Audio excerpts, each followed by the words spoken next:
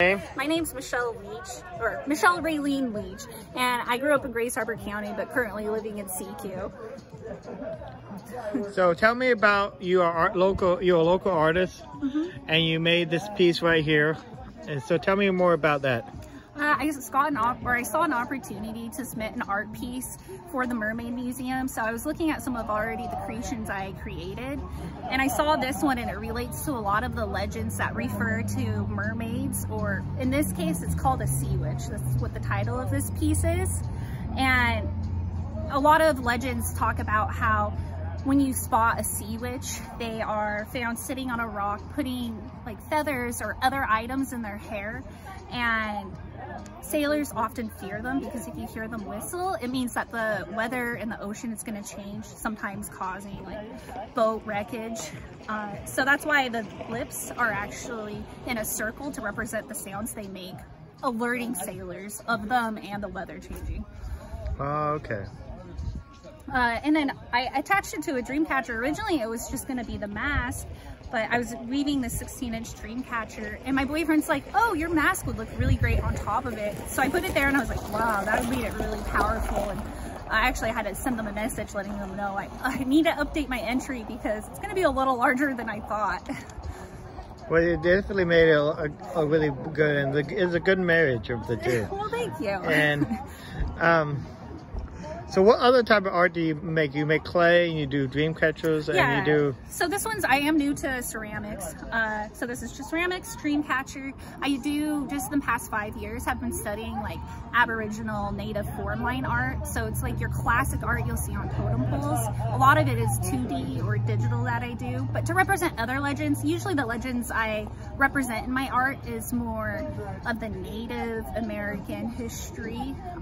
This one is kind of like a combination of all mermaid legends that I have found in common.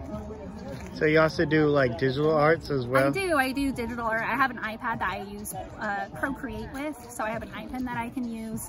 It gives me, I do a lot of my sketching on that. Sometimes I do stop picture motion videos. Wow.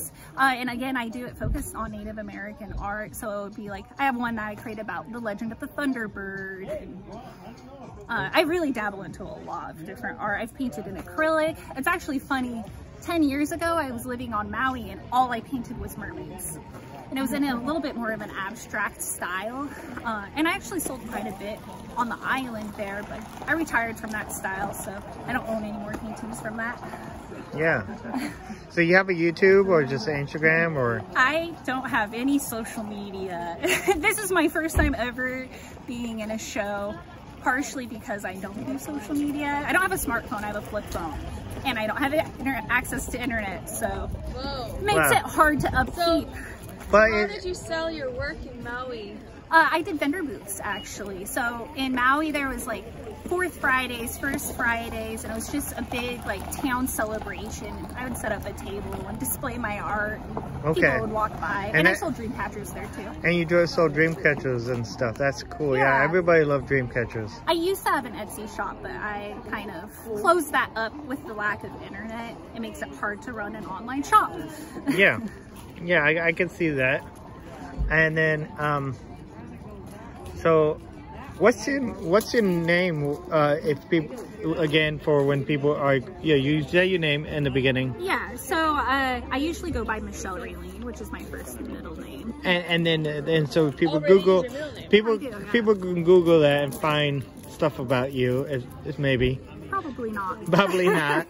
But maybe in the future. Exactly. I was going to say this is actually kind of motivating me to try to get out. I'm definitely more emerging. I emerge into society and then I hide from society. And this piece is actually kind of inspiring me to emerge back into the world and get my art out. I love your cloak. I wear a cloak like that a lot too. So. Thanks. Yeah, it's funny, my similarities with you, you know? Yeah, that is really neat. I like it. So anything else you want to say about your art? I give people up to 8-10 minutes. Okay. You don't have to use up all the time, but so a big part about my art is It is Native American focused. I belong to the Tlingit tribe in Alaska, but I grew up in Washington, so I never had influence of my tribe. And 6 years ago, I moved to Nia Bay, which is part of the Makah Reservation with the Makah people. I lived on their land, and I was surrounded by totem poles. There was native books everywhere. I was listening to legends, and that's actually what redirected me to start studying about my own family history and get into the craft and focusing on Native art. And a lot of it is like, now I really want to get it into the world and people more familiar with it. I actually hope someday to make some zines that educate people, like the different shapes you see inside an art piece. Yeah. For example, like the eyes are often, they're called ovoids. So they're usually oval shaped. And then this like triangle part would be called, connected to this would be a split U shape. Yeah, I don't know, like things like that, just educating people so that when they look at it, they can go, oh, I recognize that shape. Because I don't know how many shapes there are, but there's very few shapes that are used in Native art. Oh, okay, wow, that's awesome. So it's like very like geometric. That's something interesting to know about. So this is very traditional of Native style. It is a modern version inspired by traditional Native art. Because this is ceramic, clay was not a common material used in at least the coastal tribes. It's usually wood. But this is my version of it because I like using clay. That's awesome. Often my Native art too, like I don't use traditional colors. A lot of Native art is going to be red, black, white, sometimes green.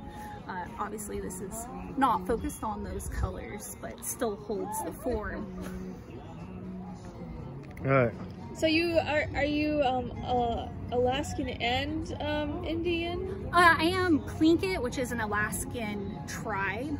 So my family roots come from Alaska, but I did not grow up there. I actually feel more connected to the Makah tribe just because I've lived on their reservation for 4 or 5 years, and I've never even lived on my tribal land in Alaska. So that's why you live off-grid, without internet, because you live on a reservation.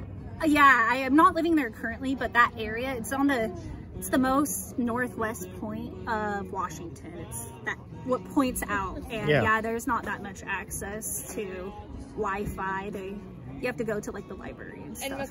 And Makah, that's like Indian? Yeah, that is. Makahs are a Native tribe located on the coast. Really, really neat tribe. Okay. Great people. I really enjoyed my time living, you know, in an environment that was supporting natives and supporting their art.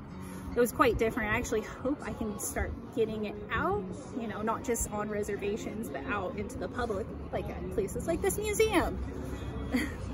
Well, hopefully this video helps. I can't promise very much. I'm a small creative myself. Yeah, that's really neat. But, you know, hopefully it does help. And if you guys want to help get this video out, please hit the like and subscribe. And I appreciate you guys' time.